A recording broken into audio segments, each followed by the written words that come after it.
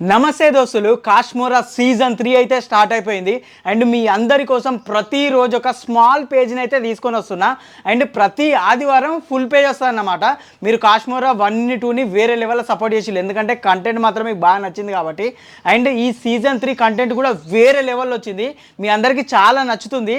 And ప్రతిరోజు small పేజ్ని అయితే enjoy చేయండి, ప్రతి ఆదివారం ఫుల్ పేజ్ని ఎంజాయ్ చేయండి. ఇప్పుడైతే ఈ స్మాల్ పేజ్ని చూసేయండి. కాశ్మోరా కుటుంబం ఈ లోకం నుంచి వెళ్ళిపోయిన 10 రోజుల తర్వాత. భయ్యా, కాశ్మీర కుటుంబం ఈ లోకం నుండి వెళ్ళిపోయింది కదా. అవును జుబేరి, మరి బొందలగడ్డను ఎందుకు దిగ్బంధనం చేశారు భయ్యా? బొందలగడ్డలో ఇలాంటి ఆత్మలు చాలానే ఉన్నాయి. ఇలాంటి ఆత్మల వల్ల ఎవరికి ఆపద రావద్దంటే బొందలగడ్డలో ఉన్న ఆత్మలని దిగ్బంధనం చేయాలి, అందుకే చేశాను. ఇకపైన బొందలగడ్డలోకి ఎవరు వెళ్ళినా ఎలాంటి ప్రమాదం ఉండదు.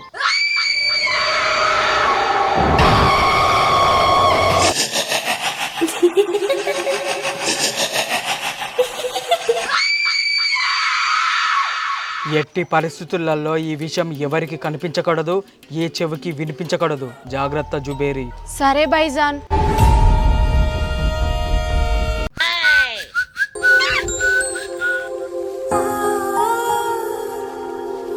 అన్నా, నీకు ఒక విషయం చెప్పాలన్నా. చెప్పు కల్పన, ఏమైంది? బిలాల్ బాయ్తో ఇంకొక అన్న ఉంటాడు కదా, జావేద్. జావేద్ అన్న వాళ్ళ తమ్ముడు రసూల్ నన్ను ఇబ్బంది పెడతాడన్నా. అవునా, ఏమని? నీకు మొన్నటి వరకు దయ్యం పట్టింది, అది వదిలించింది మా అన్ననే. ఇకపై అలాంటిది అవ్వద్దంటే నన్ను ప్రేమించని ఇబ్బంది పెడతానన్నయ్య. నా చెల్లిని అంత మాట అంటాడా? వన్ సంగతి చెప్తుండు, నువ్వేం కంగారు పడ కల్పన. ఈ రోజు వాడిని కలవాలట అన్న, లేకపోతే ఏదో ఒక ఆత్మ నాకు దాంట్లోకి పంపిస్తా అని భయపట్టిస్తానన్నా. అవునా, సరే, నువ్వు ఎప్పుడు కలవాలి అని అన్నాడు? 11 గంటలకన్నా. ఇప్పుడు 10:30 అవుతుంది, ఇంకో అర్ధ గంట ఉంది. సరే, వెళ్దాం నాడు. అన్నా, నాకు భయం వద్దు. నేనున్నా కదా కల్పన, నేను నీ చుట్టుపక్కలే ఉంటా. వాడు రావాలి, నిన్ను కలవాలి, వాడి సంగతి నేను చెప్పాలి.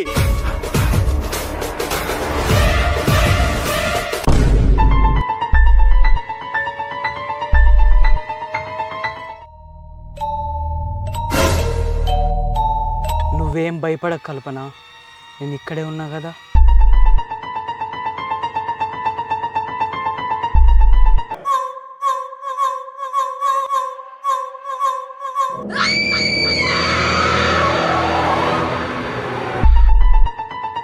వచ్చి మంచి పని చేసావు, లేదంటే కొరివిదయ్యని నీ శరీరంలోకి పంపించేవాణ్ణి.